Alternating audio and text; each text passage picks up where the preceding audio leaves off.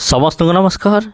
ख्रीष्टरे प्रिय भाई मो भनी माने आज जो वीडियो मु नहीं आसी ये न्यूज पर्पज रे नहीं बरं एजुकेशनल पर्पज रे अर्थात बाइबल गत शिक्षा लाभ करने उद्देश्य रे ये वीडियो आज मु नहीं आसी। तबे ख्रीष्टरे प्रिय भाई भनी माने आज वीडियो रे आमे माने खास करिकी बड़ दिन विषय आलोचना करिबा। प्रकृत में बड़ दिन पालन करने निमंते बाइबल प्रकृत में अनुमति दिए ना दिए नहीं। आमे माने प्रकृत में प्रभु जीशुंकर जन्मदिन को पालन करने उचित ना उचित नुहे से विषय को लेकिन आमे आलोचना करिबा। कारण आपण जानिचंती आमर ख्रीष्टीय समाज भितर भी अनेक प्रकार लोक मान आसंती। किए कहूँ नाई आमे ख्रीष्टमास को बा प्रभु जीशु ख्रीष्ट जन्मदिन को बिल्कुल पालन करिया उचित नुहे। आउ कई कहूँ हाँ आमे निश्चय पालन करिया उचित। जदि जने कहूँ कहीं पालन करिया उचित तार कारण अच्छे। जदि जने कहूँ ना आमे प्रभु जीशु ख्रीष्ट जन्मदिन को पालन करने बिल्कुल उचित नुहे तार मध्य कारण रही अच्छे। तबे दुईटी विषय को लेकिन आमे माने आलोचना करिबा। हाँ प्रिय बंधुगण ख्रीष्टरे प्रिय भाई एवं भौणी माने तबे प्रिय बंधुगण चलतु आजिर वीडियो को आमे माने आग को नेबा। तबे प्रिय बंधुगण प्रथम मु कहिबी जे जो माने कहउचंती बड़ दिन कहीं आमे पालन करिबा तार कारण कौन ताको प्रथमे आम आलोचना करिबा। तापर अन्य टॉपिक को आमे आलोचना करिबा जे जो माने कहती आमे कहीं पालन करिबा नहीं। तबे जो माने कहती आमे माने डिसेम्बर 25 को पालन करने दरकार उचित आ सेमानकर कहिबार अर्थ एया जे प्रभु जीशु ख्रीष्ट ए धरा पृष्ठ जन्म ग्रहण करते। उद्धारकर्ता प्रभु जीशु ख्रीष्ट जगत को आसीथिले आ मानव शरीर नहीं कि से जन्म ग्रहण करते। आ प्रभु जीशु ख्रीष्ट ए दुनिया को आसीबा फल से कौन हेले क्रूस उपरे से हत हेले। आ क्रूस पर हत होकि आमर समस्त पाप को से क्षमा कले अपराध को क्षमा कले। हाँ प्रिय बंधुगण कारण जहन भी कहते जे देख मेष शावक जी कि जगतर पाप को से बही नहीं जानते प्रभु जीशुख्रीष्ट को देखिकी से या मध्य कहीदेले।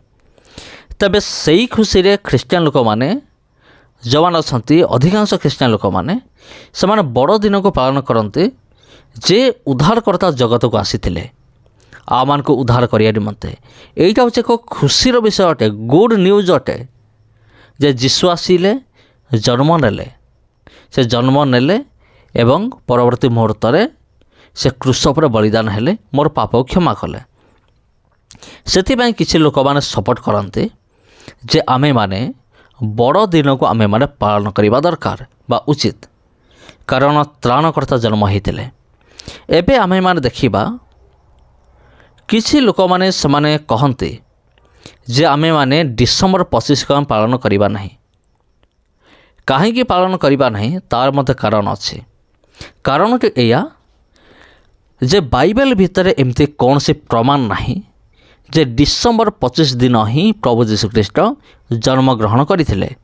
आईटा भी वास्तविक सत्य विषय आपन बाइबल रे कोठी भी पाइबे नहीं जे डिसेम्बर 25 दिन प्रभु जीशु ख्रीष्ट जन्म ग्रहण करते।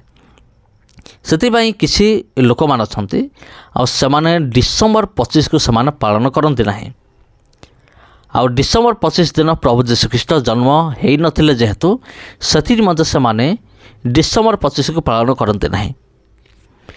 किंतु प्रिय बंधुगण से जहाँ भी हो प्रभु जीशु ख्रीष्ट डिसेम्बर 25 जन्म हूँ कि जनवरी 26 जन्म हूँ कि अगस्ट मसरे जन्म हूँ प्रभु जीशु ख्रीष्ट क्यों डेट रे जन्म हेले सेटा आम निमंते गुरुत्वपूर्ण नुहे। गुरुत्वपूर्ण विषय एया जे प्रभु जीशु जन्म हेले प्रभु जीशु ख्रीष्ट जन्म हेबाटा हूँ गुरुत्वपूर्ण किंतु तारीख गुरुत्वपूर्ण नुहे कौ तारीख रे जन्म ग्रहण करते। तबे प्रिय बंधुगण ପ୍ରଭୁ ଯୀଶୁଖ୍ରୀଷ୍ଟ ଦୁନିଆକୁ ଆସିଥିଲେ ଏକଥା 100% ସତ୍ୟ ଅଟେ। ହଁ ପ୍ରିୟ ବନ୍ଧୁଗଣ, ତେଣୁ ଆପଣ ଯେଉଁମାନେ ଡିସେମ୍ବର 25କୁ ଯୀଶୁଙ୍କ ଜନ୍ମଦିନ ଭାବରେ ପାଳନ କରନ୍ତି ସେଇଟା ସେମାନଙ୍କର ଖୁସି, ଆଉ ଯେଉଁମାନେ ପାଳନ କରନ୍ତି ନାହିଁ ସେଇଟା ସେମାନଙ୍କର ଖୁସିର ବିଷୟ, ସେମାନଙ୍କର ଇଚ୍ଛା, ସେମାନେ ପାଳନ କରିବେ କି ନ କରିବେ। ମୋର କହିବାର କଥା ହେଉଛି, ଯଦି କିଏ ଡିସେମ୍ବର 25କୁ ପାଳନ କରୁଛି ଜନ୍ମଦିନ ଭାବରେ, ତେବେ ସିଏ ପାଳନ ନ କରୁଥିବା ଲୋକକୁ ସମାଲୋଚନା ନ କରୁ ଯେ ଏଇ ଲୋକଟା ଡିସେମ୍ବର 25କୁ ପାଳନ କରୁନାହିଁ। ଯଦି କିଏ ଡିସେମ୍ବର 25କୁ ପାଳନ କରୁନାହିଁ, ସେ ଡିସେମ୍ବର 25 ପାଳନ କରୁଥିବା ଲୋକର ମଧ୍ୟ ସେ ସମାଲୋଚନା ନ କରୁ। ଦେଖ, ଏଇ ଲୋକଟା ଡିସେମ୍ବର 25 ପାଳନ କରୁଛି, ଏଇ ଦିନ ତ ଯୀଶୁ ଜନ୍ମ ହୋଇନଥିଲେ। ସେମିତି ନୁହେଁ। ଆମେ ପରସ୍ପରର ବଚସା ଆମେ କରିବା ନାହିଁ, କିନ୍ତୁ ଆମେମାନେ ପ୍ରଭୁ ଯୀଶୁଖ୍ରୀଷ୍ଟଙ୍କୁ ଆମେ ଧନ୍ୟବାଦ ଦେବା।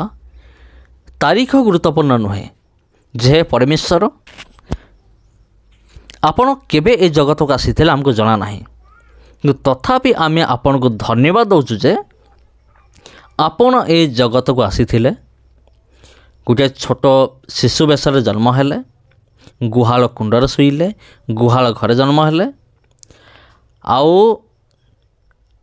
ଆପଣ ସେବା କାର୍ଯ୍ୟ କଲେ 3.5 ବର୍ଷ, 30 ବର୍ଷ ପରେ, ଆଉ କାଲବରୀ କ୍ରୁଶ ଉପରେ ବଳିଦାନ ହେଲେ ମୋ ନିମନ୍ତେ, ଏବଂ ମୃତ୍ୟୁରୁ ପୁନର୍ଜୀବିତ ହେଲେ, ସ୍ୱର୍ଗାରୋହଣ କଲେ ଏବଂ ପୁଣି ଥରେ ଆସୁଛନ୍ତି ମୋତେ ନେବା ପାଇଁ।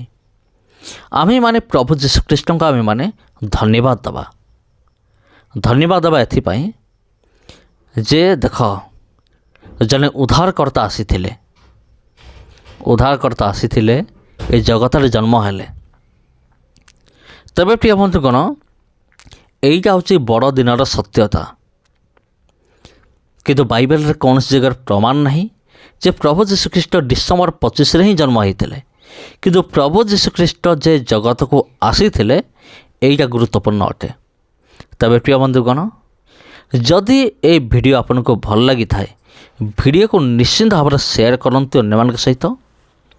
ଆଉ ଯଦି ଆପଣ ଚ୍ୟାନେଲକୁ ପ୍ରଥମ ଥର ପାଇଁ ଆସିଛନ୍ତି, ଚ୍ୟାନେଲକୁ ସବସ୍କ୍ରାଇବ୍ କରନ୍ତୁ। ତେବେ ପ୍ରିୟ ବନ୍ଧୁଗଣ, ଲାଷ୍ଟରେ ଗୋଟେ ବିଷୟ କହିକି ମୁଁ ଶେଷ କରିବି। ଯଦି ଆପଣମାନେ ଭିଡ଼ିଓ ଦେଖୁଛନ୍ତି, ଯଦି ଆପଣଙ୍କୁ ଏମିତି ଲାଗୁଛି ଯେ ମୋର ଭିଡ଼ିଓ ଗୁଡ଼ିକ ବାଇବେଲର ବିପରୀତ, କିଛି ଲୋକକୁ ଏମିତି ଲାଗୁଛି, ତେବେ ଭିଡ଼ିଓକୁ ପ୍ରଥମରୁ ଶେଷ ପର୍ଯ୍ୟନ୍ତ ଦେଖିବା ନିମନ୍ତେ ଅନୁରୋଧ। ଦେଖି ସାରିଲା ପରେ ଯାଇକି ଆପଣ କମେଣ୍ଟ କରନ୍ତୁ।